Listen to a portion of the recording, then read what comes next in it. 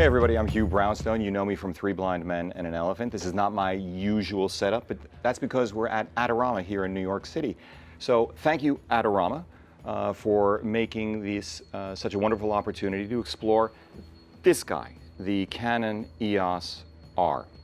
Let's get into the few details that matter at the top level. The price, $2,300.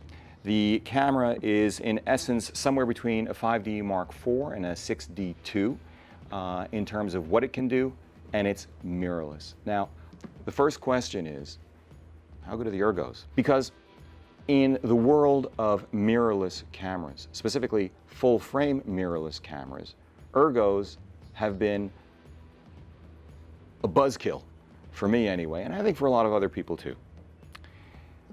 The ergonomics on the EOS R are excellent. And guys, Canon guys, they're off camera, you can't see them, but they're really here. I'm not talking to myself, it's not Harvey the 6-foot rabbit. Congratulations. I am so happy that you got rid of the mode dial. You have no idea. I really love that. By now you've also heard about the multifunction bar on the back. Now it'll take some getting used to, but I understand it. It makes a lot of sense. It makes a lot of sense, especially if what you want to do over time is keep pulling the cost to manufacture down. That's why there's such an emphasis on software switches and all the rest, because the fewer mechanical things you have to deal with, the lower the probability, or rather the higher the probability that nothing goes wrong, and that's important.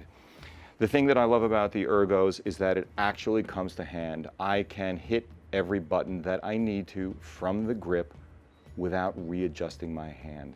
That is a big deal, and that is one of the tests that I employ. The other thing that was really nice to learn is that they're using a 3.7 million dot EVF. That also is a big deal. I've settled with other cameras that shall not be named, Carl, on a 3.7 million dot EVF, and it makes a big difference between that and going to a 2.4. Especially if you're doing manual focus. So let's talk a little bit about autofocus, because that is a principal value proposition of Canon's dual pixel. So yeah, it's got it. I get the sense that Canon is very, very serious about making a go of this. Now, with that said, let's return to the crop for a minute. The 1.67 is an issue for video shooters. There's just no two ways around it. And while these lenses are incredible, because of that crop, if you're shooting in full-frame 4K, you don't get very wide. On the other hand, they've got the adapters. Now, I don't know what you call the basic adapter. What do you call it? Okay, so it's called the basic adapter. Thanks a lot, Carl.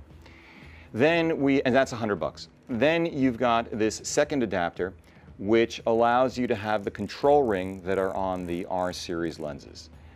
I don't know what I think about that yet. That's just something new to learn, so that kind of annoys me, but I'm sure there are good reasons to do that.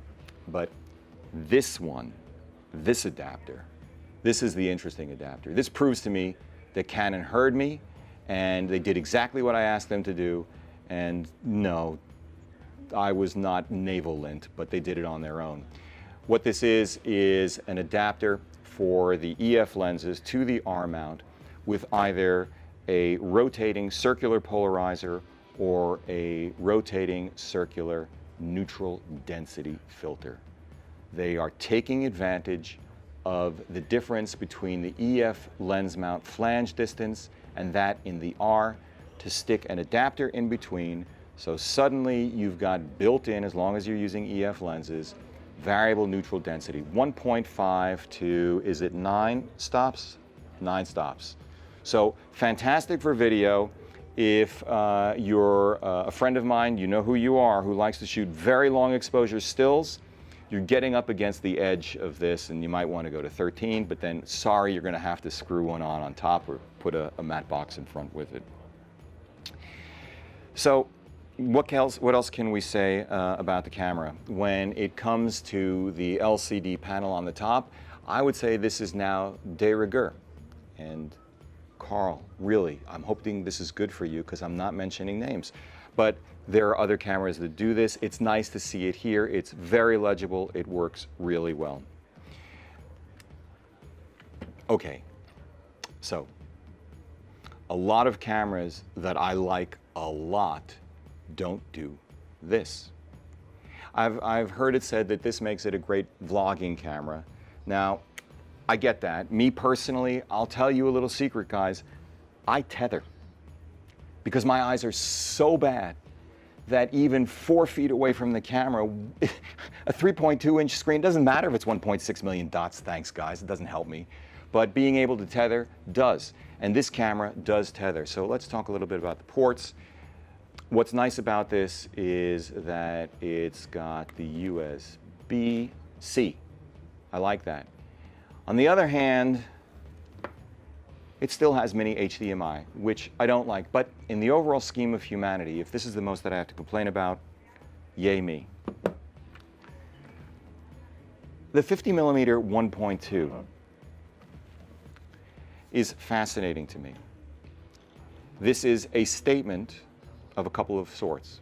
One, it's saying, yeah, even though we Canon have a 50mm 1.2, the EF, we think we could do better. And this is a proof statement of that. It's a proof statement that having a shorter flange distance allows them to design optics the way they haven't been able to before. There are so many other things that are interesting. The 5 kajillion focus points doesn't really matter to me. It's a number. The question is, how well does it work? And again, I'll find out going hands-on out on the streets of New York with an SD card that I'm taking, right? I'm taking it a little bit later today. What I can tell you is that in playing with this earlier, the autofocus was very fast, very silent. I really liked it.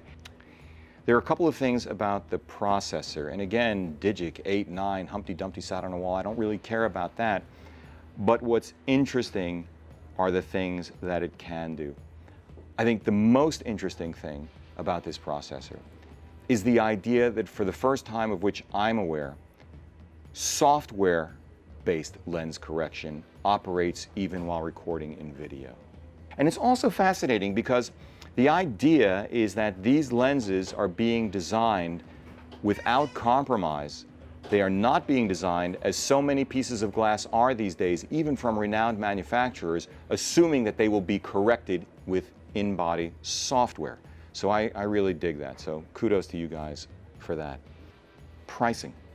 I'm really interested in sharing with you the pricing. I told you this is $100, this is $200. The adapter with the circular ND, 1.5 to 9 stops, is $400. The version of this with the circular polarizer is $300.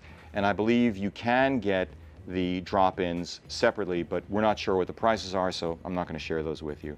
But I think this is absolutely brilliant for video, and I think that's really great. As far as the lenses themselves are concerned, the 35 1.8, which, by the way, another camera, another YouTuber's comments notwithstanding, I have a different view on these lenses. These are not built like, I'm maintaining my promise to you, German prime lenses first designed 50 years ago, which have an incredible feel to them. But these shouldn't be designed. In this day and age, you don't want weight, you want speed and silence, and these lenses deliver. So I think they're really well built.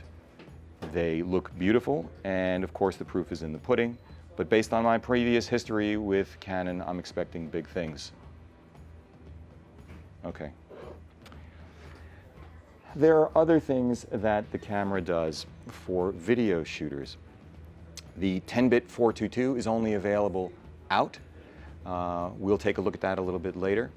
Personally, I'm not big into 10-bit 422 because it just makes even my 2017 27-inch 5K Retina iMac maxed out with a 4.2 gigahertz Max Uriev, I'm thinking about you, and 32 gigabytes of RAM, it makes even that kind of computer cry. The good news is that the codec that the 5D4 has is not the codec that's being used here. This is a much more efficient codec, and so that's a big deal. But with that being said, personally, I'm still not going to use the 10-bit. Personally, for YouTubing, 8-bit 420 is just fine. And personally, not having to carry even a 5-inch Atomos makes me happy. So this is actually a small, what I'll call a big, small deal. And let me make sure that I turn this off. It's off. Okay, so watch this. Thank you. I don't know if you can see this, but the shutter is completely blocking the, Seth, thank you, is completely blocking the sensor. Now, this wouldn't have mattered to me until I had the experience, not that long ago, of working with another camera that I hold in very, very high regard and managed to get more dust in that sensor in 3 hours than I'd gotten in 40-something years, no, 50 years of shooting. So I really like that, guys. Congratulations, Paul, Jesse, thank you for letting me know about that. If you do choose to use 24-105, that crop factor is going to give you a starting point of about 40 millimeters. So that's why you need to look at other things, have other backups in mind, whether it's the EF-11-24. That will get you where you need to go as far as wide lenses are concerned. Let's say a couple of things and wrap it up. People love Canon Colorscience. There's a reason for that. I think that this is, for Canon, certainly huge. I think that some people are going to love this. Some people are definitely going to be disappointed by it, but that's with everything, so I'm not particularly worried about that. If you are a Canon shooter and have an investment in Canon glass, you know the Colorscience, you love the glass that you've got, then this is really, really interesting. Not simply because it's a hybrid and does video, but because you don't have to worry about trying to chimp out in broad daylight and see that rear LCD panel. You can actually just look through the EVF. Again, for stills, this shouldn't be a newsflash to most of you guys, but there is tremendous value in being able to see in real time, before you snap the shot, what the actual bokeh looks like and what the actual exposure looks like. So these are good things. If you're looking for IBIS, okay, not the place to go. If you are looking to have the ultimate vlogging camera, candidly, it's expensive for that. I don't know that's what you need, but if you want to future-proof yourself, that's interesting. Although I expect sooner or later they will get to IBIS as well. Anyway, guys, I think that's it. I think that I would start just blathering and losing my focus. This is, of course, very short notice, first chance to go hands-on with it. I have to say, I really do love the Ergonomics. It's a very interesting effort from Canon, and we will learn a lot more in the coming days. For Three Blind Men and an Elephant here at Adorama, see you next time.